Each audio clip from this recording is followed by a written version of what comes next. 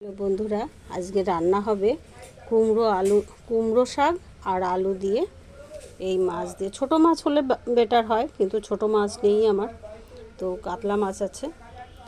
আর ফোড়নে দেব শুকনো লঙ্কা, রাঁধুনি আর জিরা, তেজপাতা আর কাঁচা লঙ্কা, রসুন, এগুলো সবই ফোড়নে যাবে।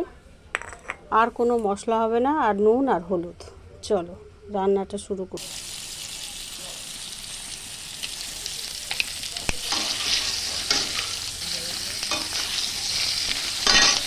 ফোড়নে সব কিছু দিয়ে দিলাম একবারে, আলুর সঙ্গে জলটা ঢেলে দিলাম, লবণ হলুদ দিয়ে দিয়েছি।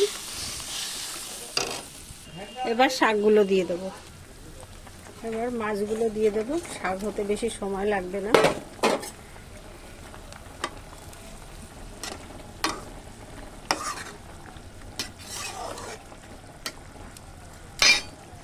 রান্না কমপ্লিট হয়ে গেছে বন্ধুরা। পাশের বাড়িতে কাজ হচ্ছে, একটু আওয়াজ আসছে।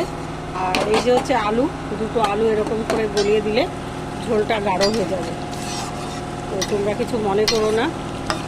চলো রান্না কমপ্লিট।